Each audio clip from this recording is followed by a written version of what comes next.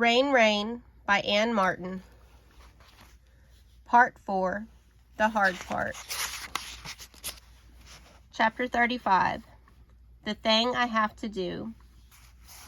When Uncle Weldon and I park on Hud Road by the plank bridge over the stream and climb out of the truck with Rain, my father, who is working in the yard, gets a look on his face that is almost likely surprise. His eyes grow big, and at first he doesn't say anything. Uncle Weldon takes my hand, and we start across the bridge, Rain ahead of us.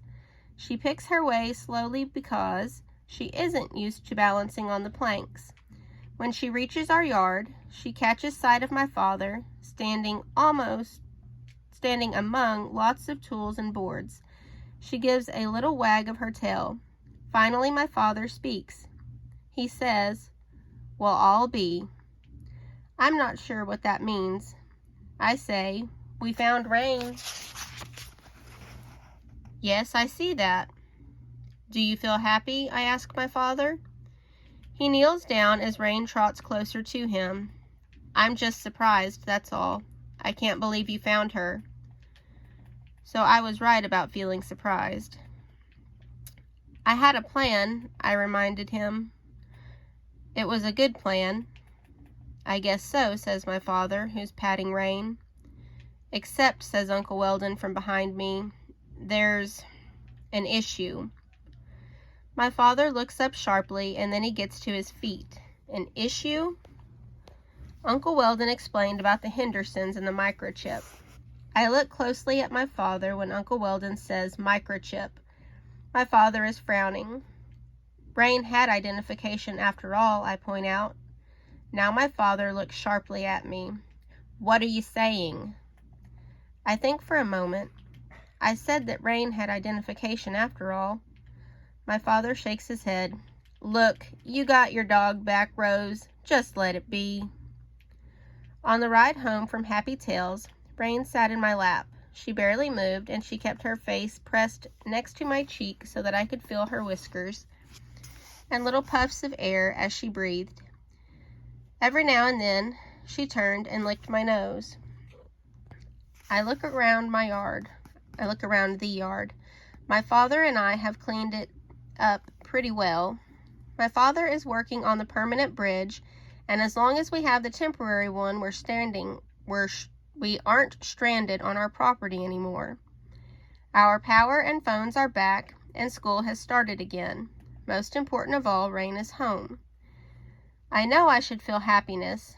If Pravani's mother somehow got her artwork back safe and sound, she would feel happiness. But I don't feel happiness. Instead, I feel that something is wrong. I thank Uncle Weldon for helping me. And Rain and I go into the house. Rain sniffs at everything on the way. Twigs, logs, weeds, the porch steps, the couch on the porch. Then she sniffs her way through the house and into my room, where she jumps on the bed and looks at me. I sit next to her and wrap my arms around her neck. Then, because something still feels wrong, I start to cry. I cry into Rain's fur, and she sits there patiently, occasionally turning to lick my cheeks until I get a Kleenex and blow my nose and make the tears stop. I know what is wrong. It's what my father said a few minutes ago. You got your dog back, Rose. Your dog back, Rose. But Rain isn't my dog. Rain is the Hendersons' dog. She belongs to them, or she used to, and they cared enough about her to have her microchipped. I don't know how she got separated from them, but she did, and they probably want her back, especially now, especially if they've lost their home in the storm and are feeling very, very sad. I know what I have to do. I don't want to do it, but rules are rules, and I must follow them. Somewhere, a family named Henderson is missing Rain. If they miss her as much as I missed her when she was lost, then they want her badly, and she belongs to them.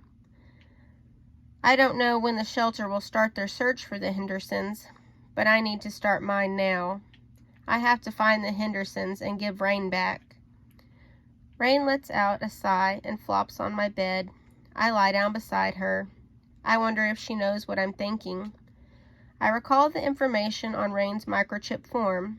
Mrs. Caparel didn't give the information to Uncle Weldon, but I peeked at the form and saw the Hendersons' phone number and address and memorized them. I know where they live, or where they used to live. The information will help in my new search. I do some mental calculations. The name Henderson comes out to 102, which is clearly not a prime number. Olivia is not a prime number name either. I don't know if this means anything.